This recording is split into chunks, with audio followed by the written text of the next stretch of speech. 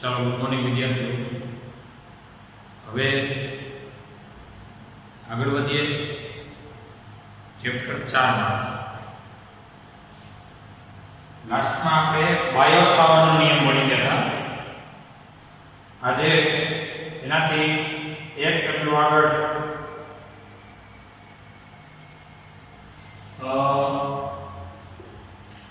વિદ્યુત ક્ષેત્ર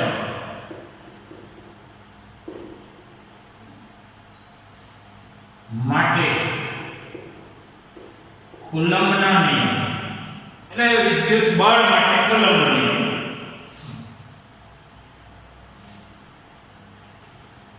અને ચુંબકીય ક્ષેત્ર માટે બાયોસાવર્ટ ના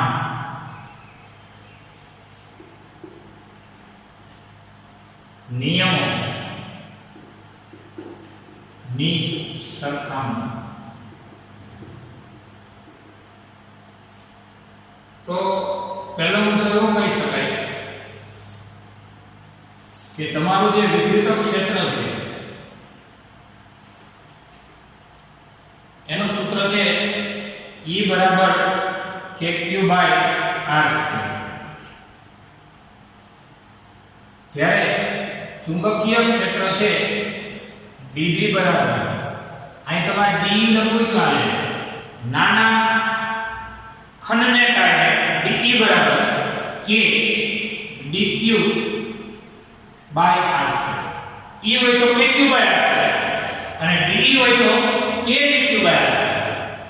અહીંયા ચુંબક માટે એ જ વસ્તુને વિચારીએ તો એક વિરોધાભાસ dB બરાબર μ0/4π IDL ક્રોસ r છેદમાં r ઘન. આ એક આ ગયો, આ થઈ ગયો r². તો આ બંને નિયમો એટલે કે બંને ક્ષેત્રો 1/r² એટલે કે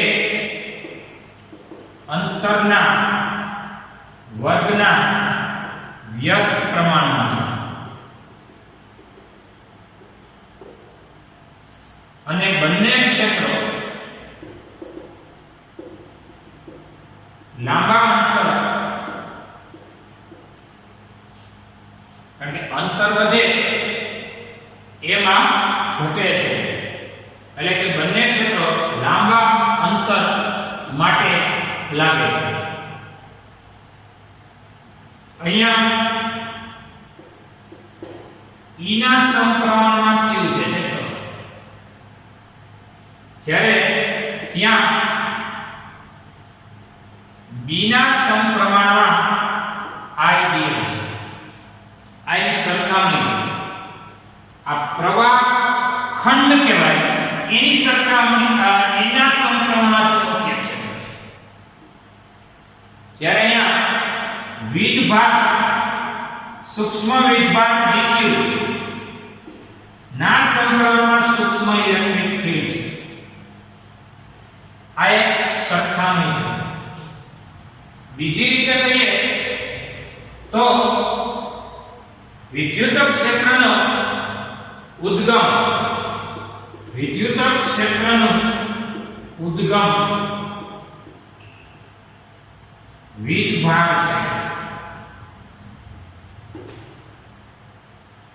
અને જે અદિશ ઉદ્ગમ છે. જ્યારે ચુંબકીય ક્ષેત્ર નો ઉદ્ગમ એ પ્રવાહ ખંડ છે, જે સદિશ ઉદ્ગમ છે. ચુંબકીય ક્ષેત્ર માટે સદિશ ઉદ્ગમ છે, કારણ કે IDL વેક્ટર બોલાય છે. જો μ0/4π IDL વેક્ટર ક્રોસ r ના છેદમાં r ઘન. આપણે બાયોસાવર્ટ સદિશ ઉદ્ગમ છે, ઓલું અદિશ ઉદ્ગમ છે. આ એની સરખામણી. ત્રીજી સરખામણી કરીએ તો ઉદ્ગમ વિદ્યુત ક્ષેત્ર માટે ઉદ્ગમ અને કોઈ બિંદુ P વચ્ચે સ્થાનાંતર સદિશ છે.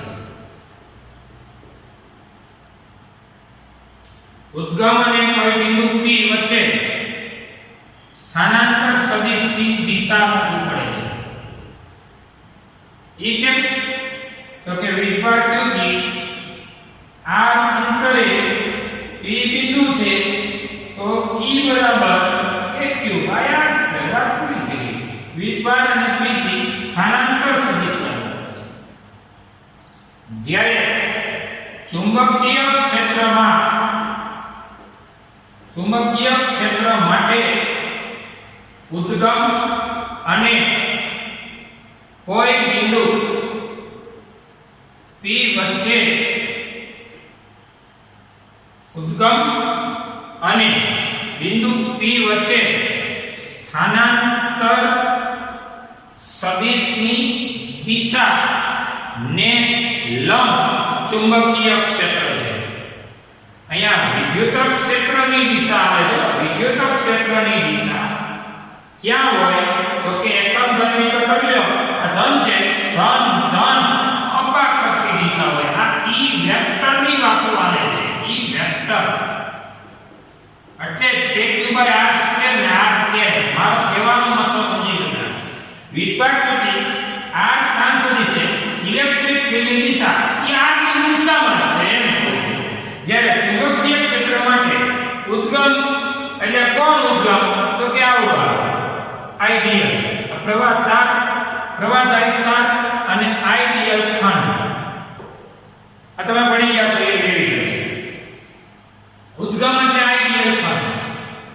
બિંદુ P વચ્ચે બિંદુ P અહીં ચલો એનો સ્થાનાંતર સદિશ અથવા તો સ્થાન સદિશ r વેક્ટર અને બિંદુ P વચ્ચેના સ્થાનાંતરને પણ સ્થાન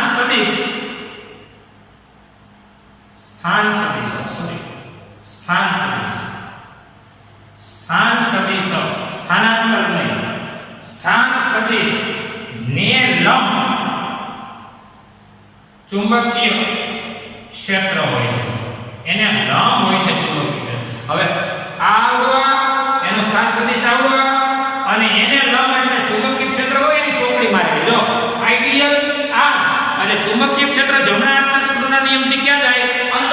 અંદર એટલે આઈડિયલ અને r થી રચાતા સમતલને લંબ હોય છે. શબ્દ પકડી લો કે એને કેવો હોય છે? લંબ હોય છે. 90 નાખવાનું છે. અને બોલો એની દિશામાં હોય છે. સદિશની દિશામાં હોય છે. અહીંયા દિશામાં હોય છે, અહીંયા લંબ હોય છે. અને લંબ હોય છે એના માટેનું જવાબદાર સૂત્ર છે dB વેક્ટર બરાબર μ0/4π IDL ક્રોસ r ના છેદમાં r ઘન. તમે θ 90 તો મૂકો તો IDL r sin 90 1 એટલે dB મળવા માટે મેક્સિમમ મૂલ્યની વાતો આવે છે. એટલે આને કહેવાય IDL અને r થી રચાતા સમતલને લંબ એ dB ની દિશા હોય છે. જ્યારે અહીંયા E ની દિશા એ વીજભાર અને બિંદુ P ને જોડતા સ્થાન સદિશની દિશા. ટૂંકમાં સ્થાન સદિશની દિશા હોય અને આવવા કે હોય સ્થાન સદિશને લંબ હોય છે. આ મુદ્દો અગત્યનો છે. આ સરખામણી.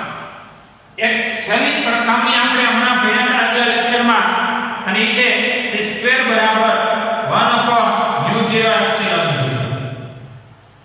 આ સિવાય અહીંયા θ0 માટે ક્યાં θ0 r વેક્ટર સાથેનો θ0 હોય ને ત્યાં ઇલેક્ટ્રિક ફિલ્ડ મેક્સિમમ હોય. ત્યારે અહીંયા r વેક્ટર આએ θ 90 હોય ને ત્યાં મેગ્નેટિક ફિલ્ડ મેક્સિમમ હોય. r વેક્ટર આનો θ જોવાનો હતો. તો અહીંયા સુધીની આ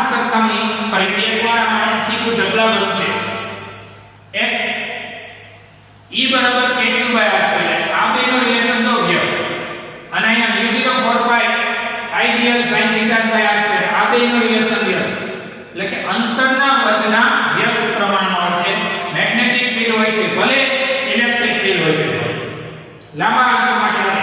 ઓલાનું ઉદ્ગમ છે વીજભાર, ઓલાનું ઉદ્ગમ છે પ્રવાહ ખંડ આઈડીએલ. ઓલાનો ઉદ્ગમ છે અદિશ ઉદ્ગમ છે વીજભાર અદિશ, અને પ્રવાહ ખંડ કેવો આઈડીએલ વેક્ટર અને સદિશ ઉદ્ગમ છે. એનો ઉદ્ગમ સદિશ. ત્યાર પછી વિદ્યુત ક્ષેત્ર માટે વીજભાર q એટલે ઉદ્ગમથી સ્થાન સદિશ એટલે કે બિંદુ p ને જોડતો સ્થાન સદિશ, એ સ્થાન સદિશ ની દિશામાં ઇલેક્ટ્રિક ફીલ્ડ હોય. કદાચ ઋણ હોય કે આમ હોય, પણ હોય ક્યાં સ્થાન સદિશની દિશા કાંઈ એની લાઈન પર હોય. જ્યારે ચુંબકીય ક્ષેત્ર માટે ઉદ્ગમ અને બિંદુ p આ ઉદ્ગમમાં આઈડિયલ બિંદુ p એટલે એના સ્થાન સદિશ લાગ ને લંબ કોણ હોય છે ચુંબકીય ક્ષેત્ર dv. અહીંયા સુધી જોઈએ.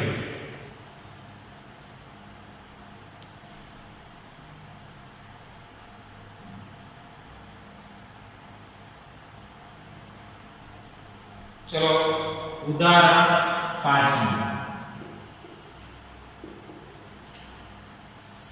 તમને સૂક્ષ્મ ખંડ આપેલો છે. તમને સૂક્ષ્મ ખંડ આપેલો છે આકૃતિ dl અથવા ડેલ્ટા l x દિશામાં છે કારણ કે કેરેટાઈ છે. ઉગમ બિંદુ પર મૂકેલો છે. ટૂંકમાં તમારી આકૃતિ તમને આપેલી છે. જો લખો આકૃતિ 4.10. આકૃતિમાં આ થઈ x અક્ષ, આ થઈ y અક્ષ. અહીંયા આવો ખંડ છે. આ ખંડ એ જેની લંબાઈ છે ડેલ્ટા l, તેમાંથી મોટો પ્રવાહ પસાર થાય છે. પ્રવાહની દિશા બતાવેલી છે. જો પ્રવાહ I જેનું મૂલ્ય છે 10 એમ્પીયર. y અક્ષ પર 0.5 મીટર અંતરે ચુંબકીય ક્ષેત્ર કેટલું? એટલે અહીંથી અંતર આપેલું છે 0.5 મીટર. અંતરને આપ્યું. ચુંબકીય ક્ષેત્ર તમારે મેળવવું છે કારણ કે પ્રવાહ ખંડ છે. પ્રવાહ ખંડ એટલે આખો તાર નથી, આ કોઈ પ્રવાહ ખંડ છે. કારણ કે પ્રવાહ છે અને ખંડની લંબાઈ ડેલ્ટા x છે. I x દિશામાં પ્રવાહ જાય છે. તમારે આ પ્રવાહ ખંડથી આ અંતરે ચુંબકીય ક્ષેત્ર મેળવવું છે. હવે તમે જાણો છો બાહ્ય સાવરણનો નિયમ બતાવી દો. આઈડિયલ આરામ જો આઈડિયલ dt નું માન આપણે જાણીએ છીએ બાહ્ય સાવરણના નિયમ. dB નું માન એટલે μ0/4π ideal cross r by r ઘન. આઈડિયલ માં એલિયન આ દિશામાં આવે છે. r એટલે કેટલા અંતરે? તો અંતર છે તમારી પાસે 0.5 અને અંગૂઠો બહાર નીકળે છે. બહાર નીકળે છે આ બિંદુએ બહાર નીકળ્યો એટલે ટપકું. આઈડિયલ r એટલે ટપકું એટલે અહીંથી તમારું ચુંબકીય ક્ષેત્રને બહાર નીકળવાનું છે. અહીંયા હોય તો અહીંયા થાય છે કારણ કે આઈડિયલ આમ થાય, આરામ થાય, નીચે જો આરામ થાય, અંગૂઠો અંદર જાય અને ચોકડે અને આખી ટપકો એટલે બહાર નીકળે તો જાય અંદર જઈને બહાર તો પાછું બહાર આવે. આ ચુંબકીય ક્ષેત્ર એટલે શું હોય? પ્રવાહ ખંડની ફરતે રહેલું એક કાલ્પનિક ક્ષેત્ર. ક્ષેત્ર દોરવું એ કાલ્પનિક છે, હોવું એ વાસ્તવિક છે. ગુરુત્વાકર્ષણ ક્ષેત્રની જેમ જ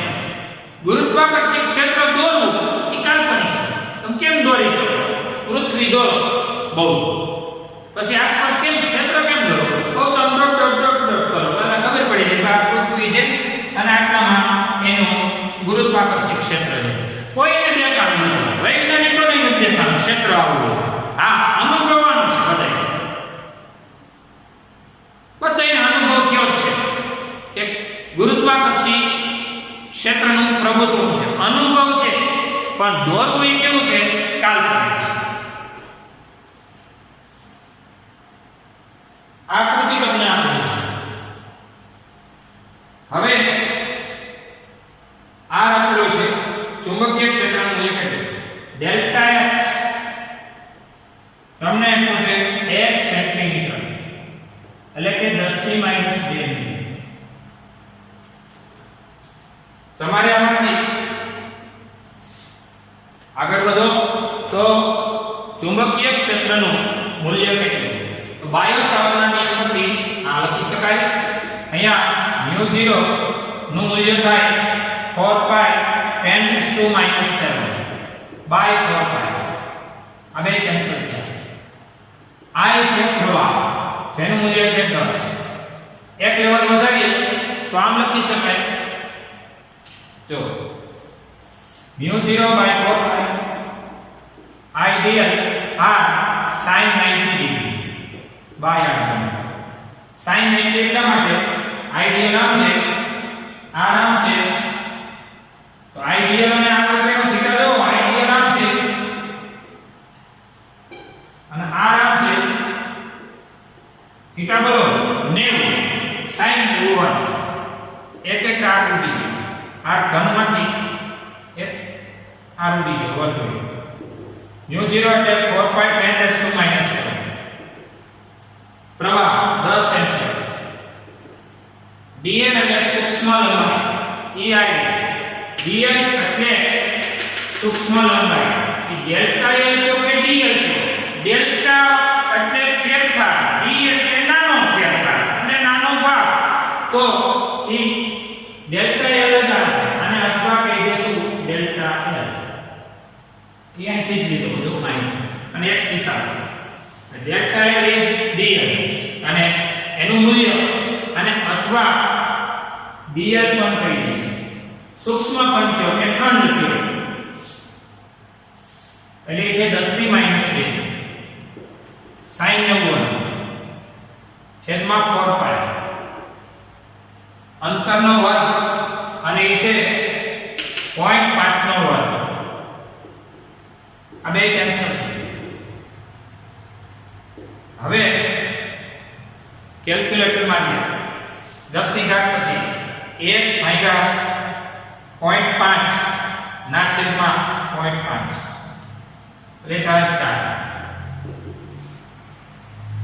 7 ને 2 9 -9 ને 1 -8 4 10 ની -8 ટેસ્લાનું ચુંબકીય ક્ષેત્ર dB નું માન. બસ ચુંબકીય ક્ષેત્ર મેળવો, બીજું કાંઈ કીધું નથી. પછી તમારી પેજ નંબર 144 માં જો એ તમને 11 સાયન્સ નું રિવિઝન કરાવે છે 144 માં કે I ક્રોસ J શું થાય? I J K અને KI. આપણે ત્યારે કીધું હતું કે ભાઈ I J હોય તો શું થાય? તો કે I એટલે x અક્ષ I આ J અને આવું કેવું કે x અક્ષ પરનો એકમ સદિશ I કેરેટ, y અક્ષ પરનો એકમ સદિશ હોય તો j કેરેટ, z અક્ષ પરનો હોય તો k કેરેટ. I J હોય તો I અને J જવાબ આવે 12 ની લખીએ. j k હોય તો j આ k બાય જવાબ આવે I. અને ki હોય તો શું થાય કે k માં પહેલી આંગળી k માં, બીજી I માં હું આવે ઉપર આવે છે. આ તમે જો કે 11 માં ભણી ગયા છો, 11 માં ની માહિતી આ છે, એની કોઈ આ ઉદાહરણ અને આની કોઈ કનેક્શન નથી. આ ઉદાહરણની રીતે છે, એની રીતે છે. ઉદાહરણ જરા જોઈ લો. હાવ એનું સૂત્ર આવડે એટલે દાખલો આવડે. જોઈએ.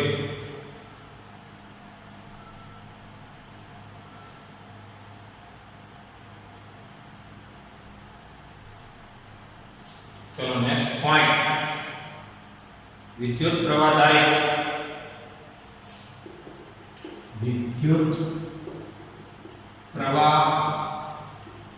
ધારિત વર્તુળાકાર પ્રવાહ ગાળાને લીધે ચુંબકીય ક્ષેત્ર આપણો પોઈન્ટ છે. પ્રવાહ ગાળાને લીધે અક્ષ પર ચુંબકીય ક્ષેત્ર લીધે ગાળાની અક્ષ પર ચુંબકીય ક્ષેત્ર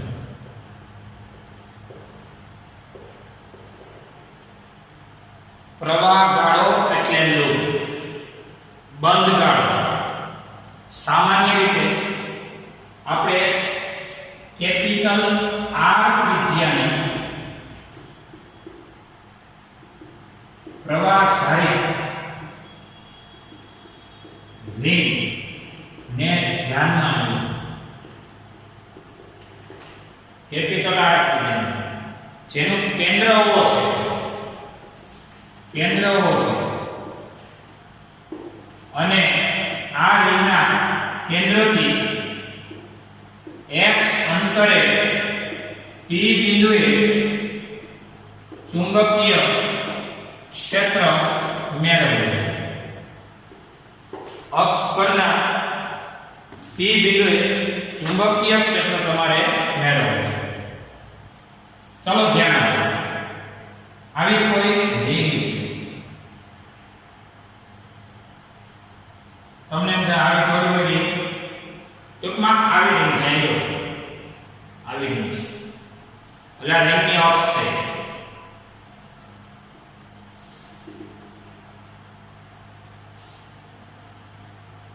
આ રિંગની પોતાની રેડિયસ છે.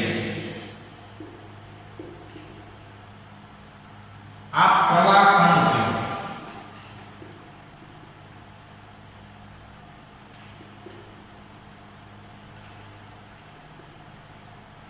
અહીંયા જો આ પ્રવાહ ખંડ છે. જે જગ્યાએ પ્રવાહ ખંડ છે રિંગનું કેન્દ્ર છે. રિંગ તમને એમ થતું હોય નામ રાખો ને, હું આ રિંગ રાખું તો રિંગની અક્ષાંત થાય, ત્યાં હવામાં બનાવું એટલે રિંગ આ રીતે રાખેલી છે. આ રિંગની અક્ષ પરનું બિંદુ P છે. રિંગનું કેન્દ્ર છે, રિંગમાંથી પ્રવાહ પસાર થાય છે, એ પ્રવાહ I છે. I પ્રવાહ છે. પ્રવાહ કોણ આઈડિયલ છે, આઈડિયલ, અને આ બિંદુ P નું સ્થાન સદિશ r વેક્ટર છે. તો તમે જાણો છો બાયો સાવર્ટનો નિયમ કે આઈડિયલ પ્રવાહ ખંડથી r સ્થાન સદિશે બિંદુ P આગળ ચુંબકીય ક્ષેત્ર bb વેક્ટર બરાબર μ0/4 પાઈ આઈડિયલ ક્રોસ r ના છેદમાં r ઘન થાય. આ આપણે સારી રીતે જાણીએ છીએ. હવે થીટા સેટ કરવાની વાત છે, બાકી ઈઝી છે. તો r ત્રિજ્યાની પ્રવાહ ધારિત રિંગ છે, જેને કહેવાય પ્રવાહ ગાળો, અને આ પ્રવાહ ધારિત રિંગનું કેન્દ્ર O છે. આ બધું આકૃતિ દોરતા આવે અને વર્ણન 8-10 રીતે લખી દેવાય, ટેક્સ્ટ બુકની જેમ જ. વાંચીને ટેક્સ્ટમાંથી આકૃતિ તૈયારી કરી લેવાય. આવેલું આકૃતિમાં ફલાણું છે, આકૃતિમાં ઢીકણું છે, ઢીકીઓ પછી ઢીકીઓ, મુદ્દા પછી મુદ્દા પાઠ્યપુસ્તકમાં જોઈ શકો છો. એ કઈ નવીનતા નથી. આકૃતિમાં આ ત્રિજ્યાની રિંગ છે, પ્રવાહ ધારિત છે, O કેન્દ્ર છે, કેન્દ્ર O થી x અંતરે બિંદુ P છે. બિંદુ P આગળ આ પ્રવાહ ધારિત રિંગને કારણે ચુંબકીય ક્ષેત્ર મેળવવું છે. તમારે જો કેન્દ્રથી x અંતરે ચુંબકીય ક્ષેત્ર મેળવવું, હું ક્યાં જાઉં એ તો ખબર હોવી જોઈએ કે કેન્દ્રથી x અંતરે ચુંબકીય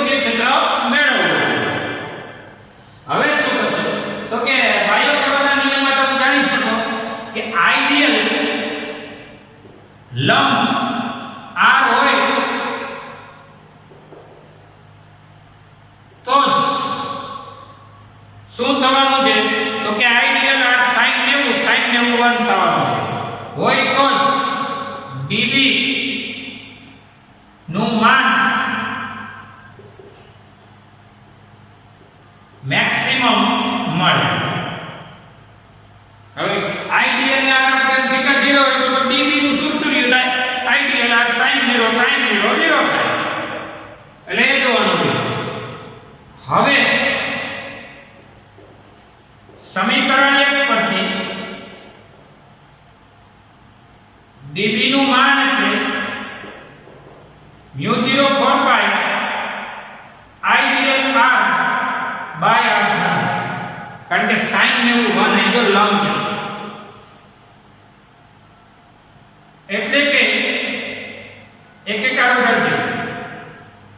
db નું માન એટલે db μ0 4 pi I d l by r square હોય.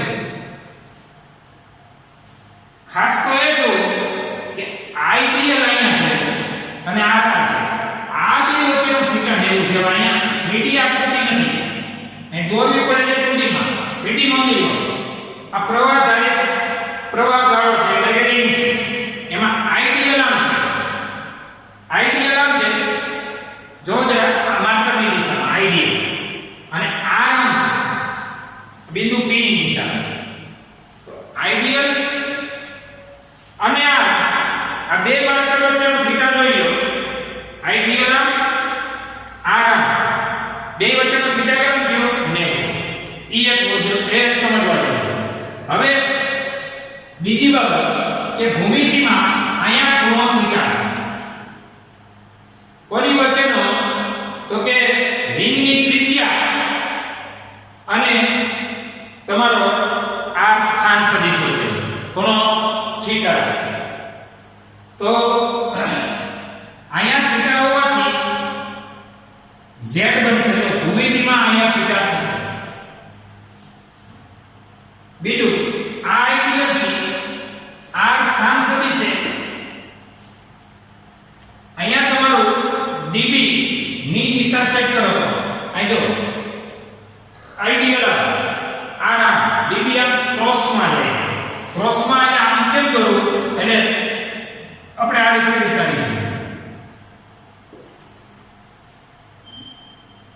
ટૂંકમાં આઈડિયલ અને r થી રચાતા સમતલ લંબ પ્રવાહધારી બિંદુ તો આવે છે. આઈડિયલ આમ છે, r આમ છે, જો જરા r આમ સીધો નથી, આમ ત્રાસો છે આ રીતે p બિંદુ સુધી. આઈડિયલ આમ છે, r આમ છે, અને આ તમારી દિશા આ અંગૂઠાની દિશા થઈ જો db છે. હવે અહીંયા થીટા હોવાથી અહીંયા થીટા થશે. હવે કોણ આ થીટા તો આ 90 માઈનસ થીટા થશે. જો હવે કોણ બીજું કે આ 90 માઈનસ થીટા હોય અને આ થીટા હોય સમગ્ર ભૂમિતિમાં જોઈ શકો છો. હવે આ ખૂણો કોણ થીટા થશે, કારણ કે અહીંયા થીટા છે. ઈ કેમ તો કે આઈડિયલ ઉપરનો વિચારો આઈડિયલ તો આ આમ આવે તો અહીંયા 90 માઈનસ થીટા થાય, તો અહીંયા પણ એનો 90 માઈનસ થીટા થશે. આઈડિયલ અને r વચ્ચે ટૂંકમાં 90 માઈનસ થીટા અને થીટા થઈને આ આખો 90 નો થશે. આ થીટા તો આ થીટા, આ થીટા તો આ 90 માઈનસ થીટા, બધા એકબીજાના કોટીપણો થઈ ગયા. જો આ થીટા તો આ 90 માઈનસ થીટા, વળી પાછો આ 90 માઈનસ થીટા તો આ થીટા, આ બે ઉડી જાય તો આ 90. એવી રીતે તો db ના પરસ્પર લંબ એવા ઘટકો આ dbx કહેવાય, જેને કહેવાય db cos θ. આ dby કહેવાય, જેને કહેવાય db sin θ. db cos db sin. તો હવે આપણે db cos ને ધ્યાનમાં લઈએ. કેમ? કારણ કે બધી પ્રવાહ ખંડને કારણે, બધા પ્રવાહ ખંડને કારણે જો આ ટોપિક નું એવું લાગે તો આવતીકાલના નેક્સ્ટ લેક્ચરમાં તમને રિવિઝન આપીશ કે db sin છે ને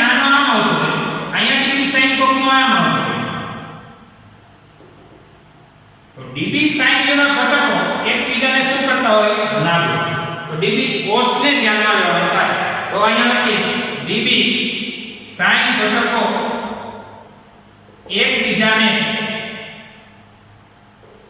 નાબૂદ કરતા હોવાથી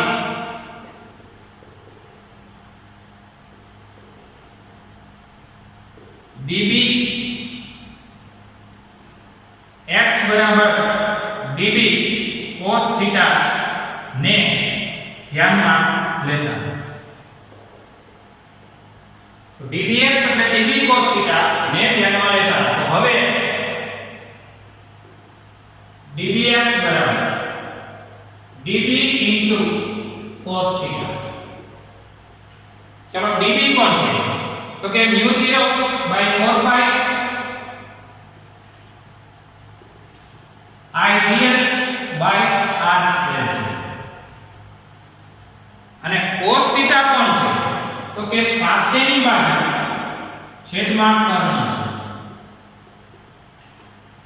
તો પછી dbx બરાબર μ0 ideal by 4 pi r square. Step જોઈને વેલ્યુ આ થીટાની પાબા કહેવાય, પાબા.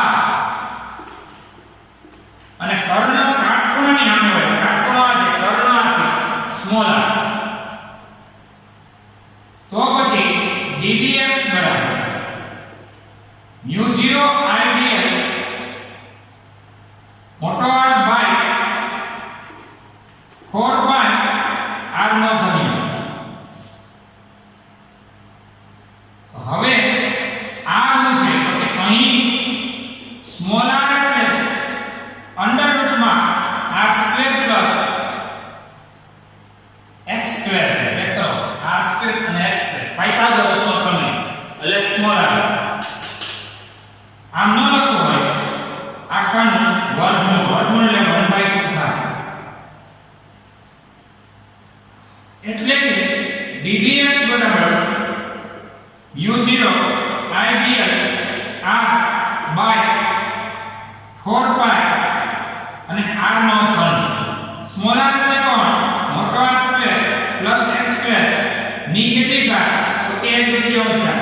આની 1/2 કરો, 1/2 ગુણ્યા 3 એટલે 3/2 ઘાત. સ્મોલ r ની જગ્યાએ 1/2 મૂકો. આ આખા 1/2 ગુણ્યા 3 ઘાત ઘાતનો ગુણાકાર 3 કરે. હવે સંકલન કરતા કેમ ભાઈ સંકલન? તો કે દરેક ખંડોને કારણે બિંદુ P આવે ચુંબકીય ક્ષેત્ર મેળવવું છે. દરેક ખંડોને લીધે મેળવવું છે. એટલે હવે સંકલન કરો.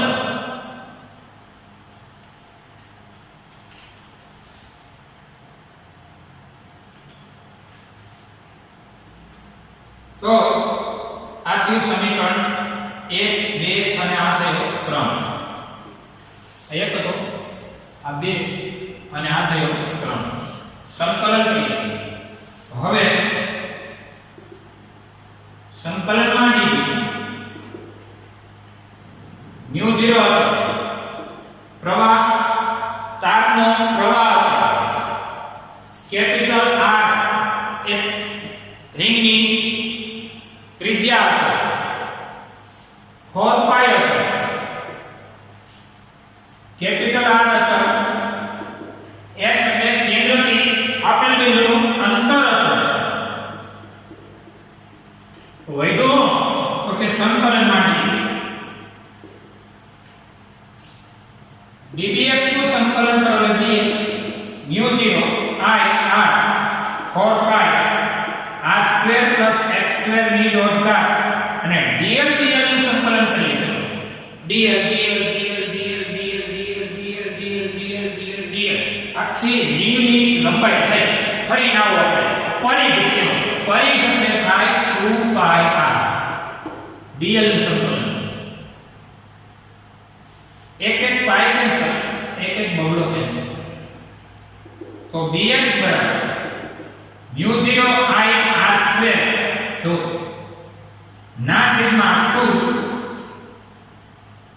મોટો r square plus x square ની ડોટ ઘાત.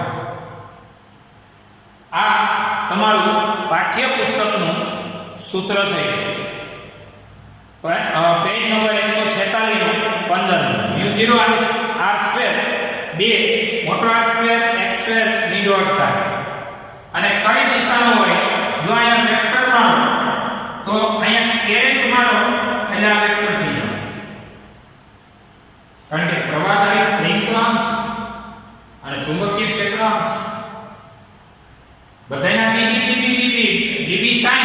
db sin નાબૂદ છે તો db cos બધાયના ક્યાં છે x અક્ષ પર એટલે આ એક એમાં જો કેન્દ્ર આગળ ચુંબકીય ક્ષેત્ર મેળવવું હોય તો કેન્દ્ર આગળ x જ ન હોય પ્રવાહધારી રિંગના કેન્દ્ર આગળ x જ ન હોય x તો કેન્દ્રથી p બિંદુનું શું છે અંતર છે x ન હોય હવે d of x બરાબર ચલો લો mu 0 I r સ્ક્વેર 2 મોટો r સ્ક્વેર પ્લસ x ની જગ્યાએ 0 આખાની ડોટ ઘાત ફાઇનલી આપણે એવું લખી શકીએ કે d of x બરાબર mu 0 I r square by 2 r ની 2 ગુણ્યા 3/2 બે ઉડી જાય એટલે આ પણ ઘાત ઘાતનો ગુણાકાર થાય વળી r સ્ક્વેર ઉડી જાય ફાઇનલી કહેવાય b બરાબર mu 0 I બાય 2r આ સૂત્ર ખૂબ જ કામનું છે b બરાબર અતિ કામનું સૂત્ર છે b બરાબર mu 0 I બાય 2r આ પ્રવાહધારી રિંગને કારણે કેન્દ્ર આગળ ચુંબકીય ક્ષેત્રનું સૂત્ર થાય કેન્દ્ર આગળ એક રિવિઝન આપણે આના પછીના લેક્ચરમાં કરીશું અહીં સુધી જોયું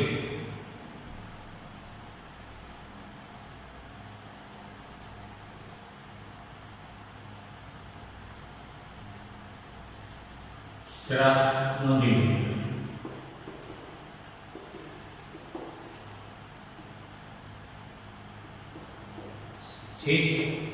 વિદ્યુત શાસ્ત્ર માટે કુલમ્બનો નિયમ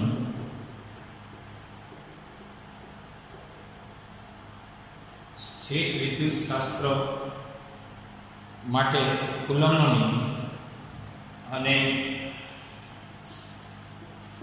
ચુંબકીય ક્ષેત્ર માટે બાયો સાવર્ટનો નિયમ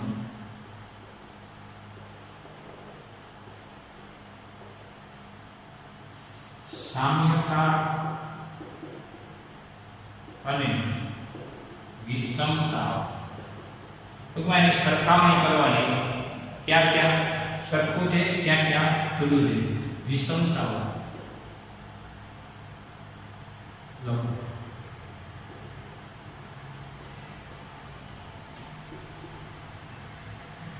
ઉદાહરણ 4.5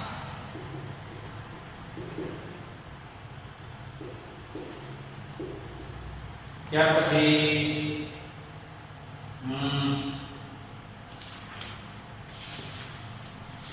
એક દાખલો જાતે ટ્રાય કરજો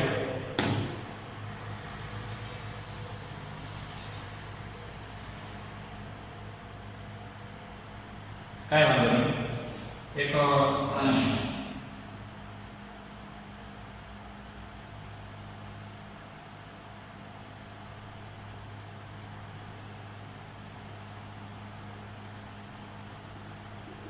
પ્રવાહધારી વર્તુળાકાર બંધ ગાળાની રીતે આ પ્રશ્નનું હું રિવિઝન આપીશ ખાલી ટ્રાય કરજો વર્તુળાકાર બંધ ગાળાની રીતે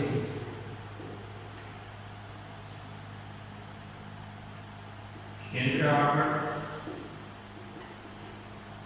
ચુંબકીય ક્ષેત્ર b બરાબર mu0 I by 2r મેળવો. આ પ્રશ્ન આવતા લેક્ચરમાં રિવિઝન થશે. આ તમારી ડેઇલી ટેસ્ટ છે. અહીંયા આપણું લેક્ચર પૂરું થાય છે. જોઈએ.